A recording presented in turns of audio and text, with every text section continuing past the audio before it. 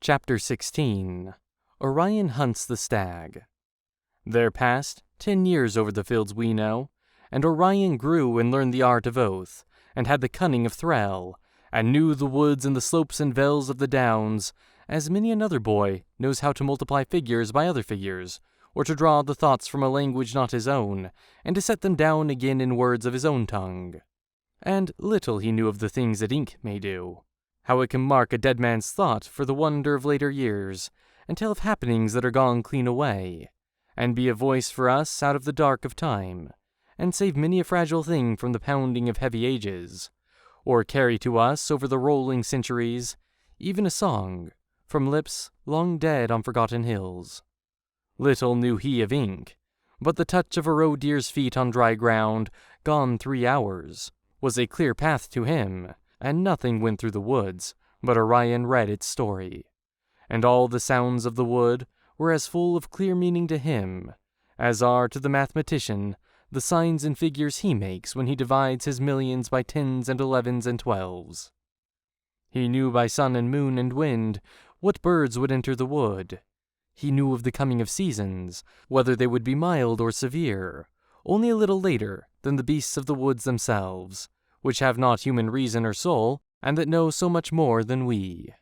And so he grew to know the very mood of the woods, and could enter their shadowy shelter like one of the woodland beasts. And this he could do when he was barely 14 years. And many a man lives all his years, and can never enter a wood without changing the whole mood of its shadowy ways. For men enter a wood, perhaps with the wind behind them. They brush against branches, step on twigs, speak, smoke, or tread heavily, and jays cry out against them, pigeons leave the trees, rabbits pad off to safety, and far more beasts than they know slip on soft feet away from their coming. But Orion moved like thrall, in shoes of deerskin, with the tread of a hunter, and none of the beasts of the wood knew when he was come. And he came to have a pile of skins like oath, that he won with his bow in the wood, and he hung great horns of stags in the hall of the castle, high up among old horns where the spider had lived for ages. And this was one of the signs whereby the people of Earl came to know him now for their lord, for no news came of Alveric, and all the old lords of Earl had been hunters of deer. And another sign was the departing of the witch Zerundurel, when she went back to her hill, and Orion lived in the castle now by himself, and she dwelt in her cottage again, where her cabbages grew on the high land near to the thunder. And all that winter Orion hunted the stags in the wood, but when spring came he put his bow away.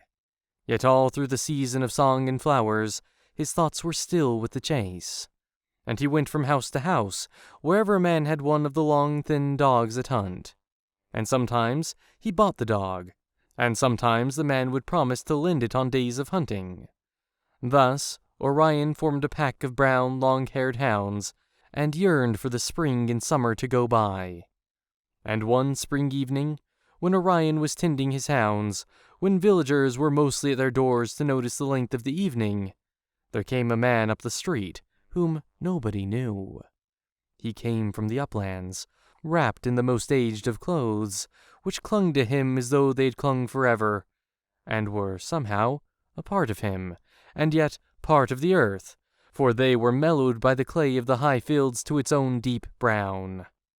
And folk noticed the easy stride of a mighty walker, and a weariness in his eyes, and none knew who he was.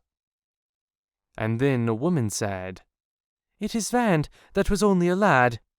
And they all crowded about him then, for it was indeed Vande who had left the sheep more than 10 years ago to ride with Alveric, no one in Earl knew whither. "How fares our master?" they said, and a look of weariness came in the eyes of Vande. "He follows the quest," he said. "Whither?" they asked. "To the north," he said. "He seeks for Elfland still." "Why have you left him?" they asked. "I lost the hope," he said. They questioned him no more then, for all men knew that to seek for Elfland one needed a strong hope, and without it One saw no gleam of the elfin mountains, serene with unchanging blue. And then the mother of Niv came running up. "Is it indeed Vande?" she said, and they all said, "Yes, it is Vande." And while they murmured together about Vande, and of how years and wandering had changed him, she said to him, "Tell me of my son." And Vande replied, "He leads the quest. There is none whom my master trusts more." And they all wondered, and yet they had no cause for wonder, for it was a mad quest. But Niv's mother alone did not wonder. "I knew he would," she said. "I knew he would." And she was filled with a great content. There are events and seasons to suit the mood of every man, though few indeed could have suited the crazed mood of Niv. Yet there came Alveric's quest of Elfland, and so Niv found his work. And talking in the late evening with Vande, the folk of Earl heard tales of many camps, many marches, a tale of profitless wandering, where Alveric haunted horizons year after year, like a ghost. And sometimes out of Vande's sadness, that had come from those profitless years, a smile would shine, as he told of some foolish happening that had taken place in the camp. And all was told by one that had lost hope in the quest. This was not the way to tell of it, not with doubts, not with smiles, for such a quest may only be told of by those who are fired by its glory. From the mad brain of Niv, or the moonstruck wits of Zend, we might have news of that quest, which could light our minds with some gleam of its meaning. But never from the story, be it made out of facts or scoffs, told by one whom the quest itself was able to lure no longer. The stars stole out, and still Vande was telling his stories, and one by one the people went back to their houses, caring to hear no more of the hopeless quest. Had the tale been told by one who clung yet to the faith that still was leading Alveric's wanderers on, the stars would have weakened before those folk left the teller. The sky would have brightened so widely before they left him that one would have said at last, "Why, it is morning!" Not till then would they have gone. And the next day, Vande went back to the downs and the sheep, and troubled himself with romantic quests no more. And during that spring, men spoke of Alveric again, wondering a while at his quest, speaking a while of Lyrazel, and guessing where she had gone, and guessing why, and where they could not guess, telling some tale to explain all, which went from mouth to mouth till they came to believe it. And spring went by, and they forgot Alveric, and obeyed the will of Orion. And then one day, as Orion was waiting for the summer to go by, with his heart on frosty days, and his dreams with his hounds on the uplands, Rannoch, the lover, came over the downs by the path by which Vande had come, and walked down into Earl.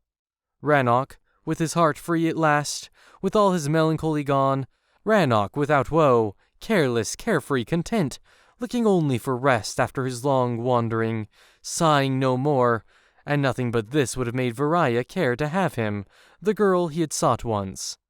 So the end of this was that she married him, and he too went roaming no more on fantastic quests. And though some looked to the uplands through many an evening, till the long days wore away, and a strange wind touched the leaves, and some peered over the further curves of the downs, yet they saw no more of the followers of Alveric's quest, coming back by the path that Vande and Rannoch had trod. And by the time that the leaves were a wonder of scarlet and gold, men spoke no more of Alveric, but obeyed Orion, his son. And in this season Orion arose one day before dawn, and took his horn and his bow, and went to his hounds, who wondered to hear his step before light was come. They heard it all in their sleep, and awoke, and clamored to him, and he loosed them and calmed them, and led them away to the downs. And to the lonely magnificence of the downs they came when the stags are feeding on dewy grasses, before men are awake. All in the wild wet morning they ran over the gleaming slopes, Orion and his hounds, all rejoicing together. And the scent of the thyme came heavy with the air that Orion breathed, as he trod its wide patches blooming late in the year. To the hounds there came all the wandering scents of the morning, and what wild creatures had met on the hill in the dark, and what had crossed it going upon their journeys, and whither all had gone when the day grew bright, bringing the threat of man, Orion guessed and wondered. But to the hounds all was clear, and some of the scents they noted with careful noses, and some they scorned, and for one they sought in vain, for the great red deer were not on the downs that morning. And Orion led them far from the Vale of Earl, but saw no stag that day, and never a wind brought the scent that the anxious hounds were seeking, nor could they find it hidden in any grass or leaves. And evening came on him bringing his hounds home, calling on stragglers with his horn, while the sun turned huge and scarlet, and fainter than echoes of his horn, and far beyond downs and mist, but clear each silver note, he heard the elfin horns that called to him always at evening. With the great comradeship of a common weariness, he and his hounds came home dark in the twilight. The windows of Earl at last flashed to them the glow of their welcome. Hounds came to their kennels and ate, and lay down to contented sleep. Orion went to his castle. He too ate, and afterwards sat, thinking of the downs and his hounds and the day, his mind lulled by fatigue to that point at which it rests beyond care. And many a day passed thus. And then, one dewy morning, coming over a ridge of the downs, they saw a stag below them, feeding late when all the rest were gone. The hounds all broke into one joyous cry. The heavy stag moved nimbly over the grass. Orion shot an arrow and missed.